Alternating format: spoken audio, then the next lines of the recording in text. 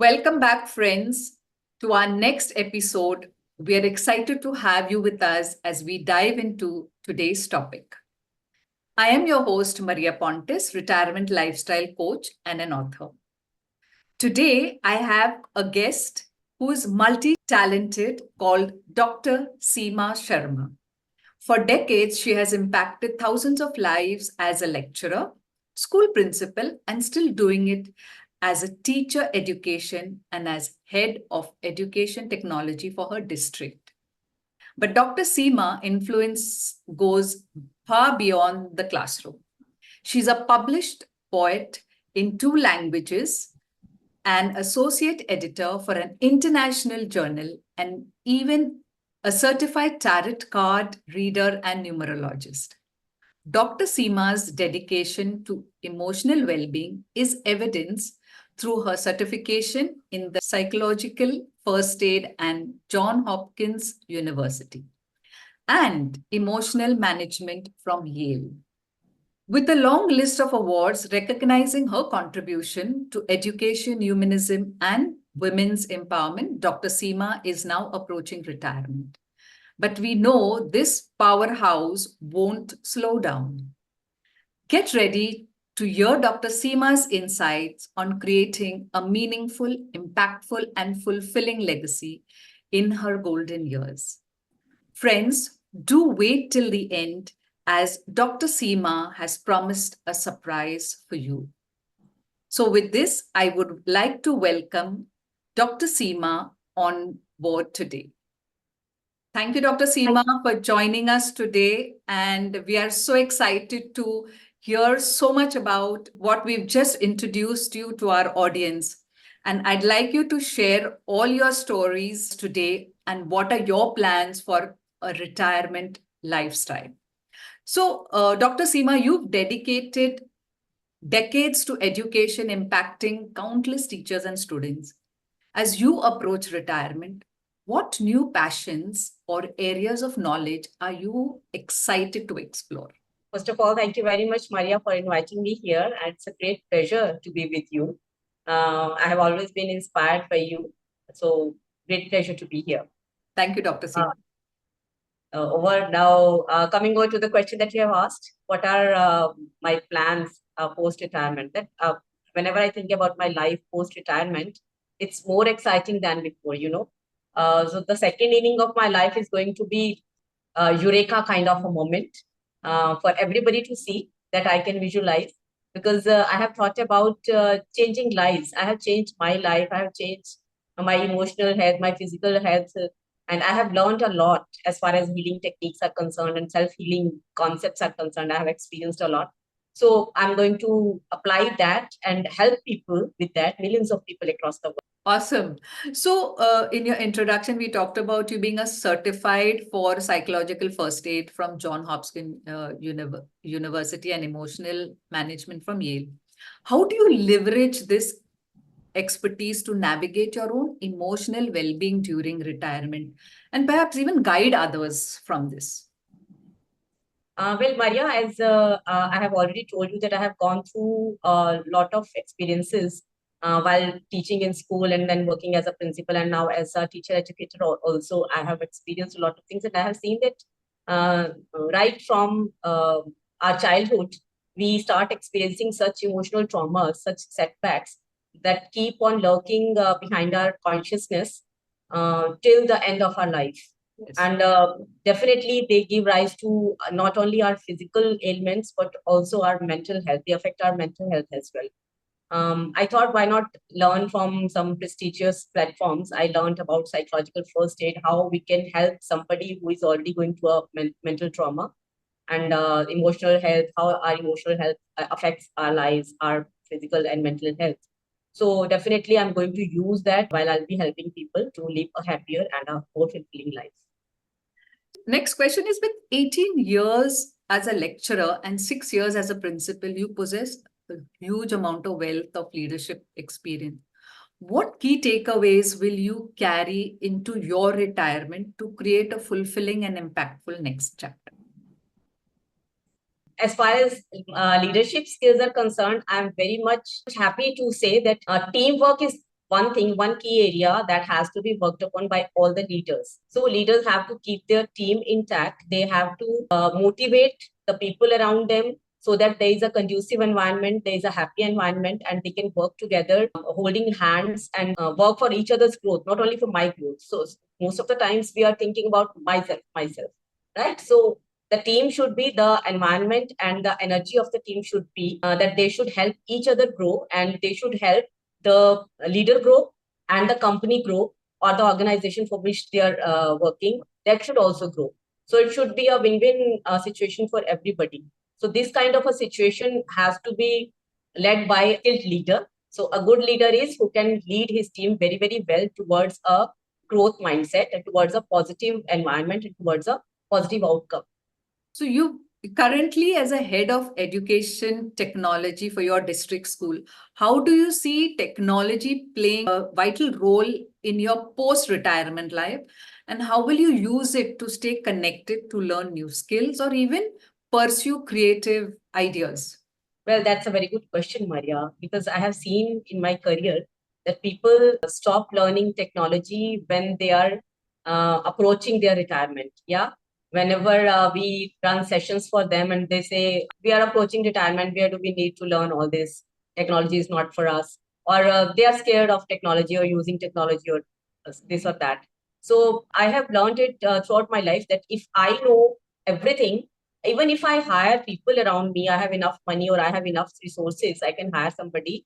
I can guide that fellow. I can get the work done in a more effective manner if I know it, how to do it. So I have learned all these skills along the way. I learned how to publish my own books. Means my father has been a great inspiration for me. He wanted his books to be published, so I thought, why not publish it myself? I learned self-publishing, and then it's a huge story. I have been publishing a lot of his books, still doing it. I published my own books as well. So that's a big, big pleasure. It's a matter of empowerment. I feel empowered as far as technology is concerned. I don't have to depend on anybody. See, so my children, I don't have to depend on my children or my husband to come to me and help me with this. I keep on exploring and learning whatever comes my way. I don't stop anywhere just because technology is there. It's not a block anymore. Wonderful. So when you've talked about the book, let me ask you a little bit about book. So you're a published poet with books across various categories. You're a ghazal writer established in 2 languages, also an associate editor for an international journal. Wow. How will you continue to weave your legacy through writing and storytelling in retirement? Wow, wonderful, wonderful. You know, Maria, our spoken words may vanish, we may vanish, but our written words will live forever. So the books that have been written by people thousands of years ago, the Vedas, the scriptures, we still read them and we learn from them. So books are one such things. They are the best form of legacy that we can leave for the world. So I'm very much interested, and I'm very happy that I belong to such a family. I have learned it from my father so that I can leave this legacy in the world, and I'm working on it. I'll be working on it. I'll keep working on it till my last breath. Superb. So again, your poetry explores mythology within the Global Peace Journal. So will you dwell a little deeper into this fascinating area during retirement or explore new themes for your future work? Well, Maria, mythology has been in my blood ever since my childhood because my father is a learned fellow. And my mom was also, she also used to quote a lot from the scriptures. She used to tell us the stories whenever we felt bad about anything. So we have been learning from those mythological stories, and they have become a part of my life as far as I'm concerned. So I find that for every area in our life, wherever we have a problem, we have a solution in our mythology. When we go back to our mythology, we find a solution from there. So they are very close to my heart. When I write poems about it, I want that people it should be simplified for the people, for the readers, so that the things which are forgotten for them, they can pick it up again and they can see, oh, there's something new to look for it.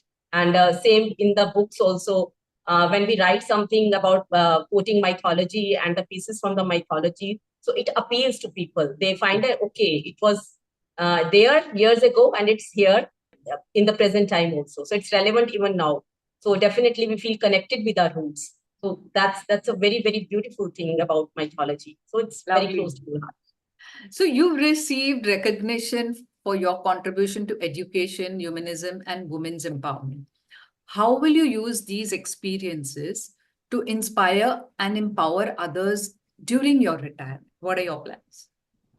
As far as my post-retirement life is concerned, Maria, I'm very much concerned about how people live their life after retirement, or even if they have lost their jobs or once they're jobless, or those who are sitting at home, right? So when we are in the job, we are so much occupied that we don't get time to think about anything. But once we are sitting alone, we don't have anything else to do. We look inwards, we look around and find our place in the society, our place in the world. Yes. So that's that self-exploration journey that is very, very important. We should start it earlier in life, but unfortunately, we don't do it. We keep on struggling throughout our life, and we wait for our retirement. When once we will get retired, and we are sitting alone at peace, and then I'll think something about it. So I don't believe in that. I believe that even before retirement, we can start self-exploring ourselves, looking inwards, and find our place in the world. And we should find our life purpose. What are we born for? We should ask ourselves. Absolutely. Right? Why I'm here, and whatever I have taken from the society, I should be ready to give it back to the society in some form or the other. So it's not always in the monetary form. It's in the form of my services, my guidance, my helping hand, my advices, my love, my compassion. So I can give it in any form, give it back to the society. So humanity is definitely a part of our soul journey. It should be there. We should not lose hold of it. And the second part is women empowerment. Definitely, I'm very much concerned about the place of women in the society. So, as Maria, you are also a woman. You can very much relate with it that we women are very strong, and we should know that we are strong. Until and unless we understand and we respect ourselves, nobody else will respect us. True. So it should start from ourselves only. Wonderful. I mean, so inspiring to hear this as far as supporting the women are concerned. With published research papers in international journals, do you see yourself continuing your research pursuit in retirement, or will you shift focus to some new areas of intellectual? Wow, research, definitely. Research is, that's a part of my daily life. Whenever I read something, even now when I'm learning a lot of healing techniques, I keep on going deep into it, it happens like this. Like I was learning Swar Vigyan, I was learning numerology, I was learning tarot card reading. So I was going deep into it. What's there that I can help people around? What's there to answer people's questions? So people are facing so many problems in their life, in their health area or life, relationships, in money, whatever it is. So do we have answers in these healing techniques? So I keep on delving deep into all those areas and bringing those gems. So definitely I'll be using all those gems to help people around and make people live a happier life. So I'm really, really excited about the life that is coming ahead. Also, by God, you have lots to look at in your retirement. Yeah. You develop a training program on cyber security for school leaders. Will you consider sharing your expertise through workshops or online programs or even mentorship opportunities in retirement? Is that an option? Yes. Why not, Maria? Because once you have learned something, you can't unlearn it. Yeah. And these are a few things that means a teacher is always a teacher, whether I'm in job or not. So whenever anybody comes around me, I find that he should be guided as far as cybersecurity is concerned. I go and give that person a piece of my advice, whether he's ready or not. So that's how it is. So definitely, whatever is there, it's from my mouth out to the people around. So whosoever gets benefited, it's my pleasure, my blessing. Superb. So I have the next question, and which is very close to my heart, and it's close to a lot of people who are planning for retirement. So my next question to you, Dr. Seema, is everyone talks about financial planning. Very few people think about the lifestyle. So I will ask you this question. Can you share your thoughts on financial planning for retirement? how did you approach this aspect to ensure you have the freedom to pursue your passion and create legacy you envision? Yes, Maria, that's a very important question today, because financial freedom is one such thing we never talk about it. On the other hand, I think that it should be taught in the schools. Our children should be taught how to handle finances even much before they start earning. They should know how to save it, how to multiply it, even before they start getting that money. Because once they start getting money, they are through it, and they can plan their finances very, very well. And when they reach retirement, they have enough of money. They are crororepatis, millionaires or billionaires, who knows. So we have learned it very late in our life. I don't know. It must be with you as well, because Yeah. we were never aware about it, that financial planning has to be done. We were just enjoying our money. We are earning and we are enjoying money. We never thought about multiplying it in multiple ways. So there are other passive sources of income, active sources of income. We should create more sources of income so that we are financially free by the time we get retired. So quite recently, I have started thinking about it. I'm learning it from you as well. You are helping me a lot. So that's a great thing, definitely. So from my point of view, it has to be learned by each and everybody, man, woman, children, old people, young people. So indiscriminately, it has to be learned by everybody. Everybody should think about financial planning. Absolutely. Thank you for that share.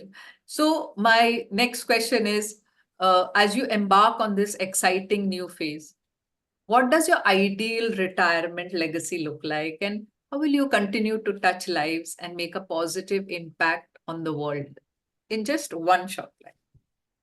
Oh, wow. For me, that ideal post-retirement life for me is I'm financially free.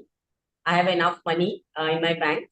I don't have to think about earning money. And then I'm traveling the world, helping people, interacting with people, making friends, and sharing my thoughts, sharing my learnings, learning from them. So I want to travel the whole world, enjoying natural landscapes and people, cultures, everything that is lying beautiful in the world across the globe. I just want to see that. Just want to Superb. experience everything that comes across my way. Before we end this podcast today, can we have a look at your books? I'm sure our audience would love to see your books. Yeah, sure, sure. If you have them somewhere close by at your workstation. Yeah. My Here God, I have. wow. So this is the latest book that I have written, and these are the three books. Create the life you want. Awesome. Yeah. One is this, Renowned Sages of Ancient India. It was written with co-authored. First author was my father, and then co-authored by me and my sister, Manjula Patra. And then the second book is Big Krishna. It was again co-authored along with Nitin Sharma and Madhuli. It's Okay. based on mythological stories, Panchakoshas and Seven Yes. Stages of Life. All these kinds of poems you will Okay. find. They are mentioned in the form of poems. And then Create the Life You Want. This is about law of attraction and the manifestation techniques. So whatever I have experienced, I have used, they worked for me, and then I wrote about them. Superb. So Oh. it's a beautiful book. Thank you so much for sharing that with us. Dr. Seema, you had promised the audience a surprise before we end this podcast for today. Can you please go ahead and share it with us? Yeah, sure. Thank you, Maria, for giving me this opportunity. And I'll be reading a nazm from my poem, Meri Parchai. This is my first ever book, Hindi ghazals and nazm. So I'll be reading one nazm from it. तेरी आंखों से उतरी है क्यों कर नमी, मेरे जाने से सांसें क्यों तेरी थमी. तेरी आंखों से उतरी है क्यों कर नमी, मेरे जाने से सांसें क्यों तेरी थमी. लौट आऊंगी मैं फिर किसी रूप में, लौट आऊंगी मैं फिर किसी रूप में, तेरे लफ्जों में फैली हुई धूप में, तेरे कागज की खुशबू में लौट आऊंगी, बन सियाही इबारत में बन जाऊंगी. तुम मेरी राह तकना है वादा मेरा, जिंदगी हूं मैं सांसों को महकाऊंगी.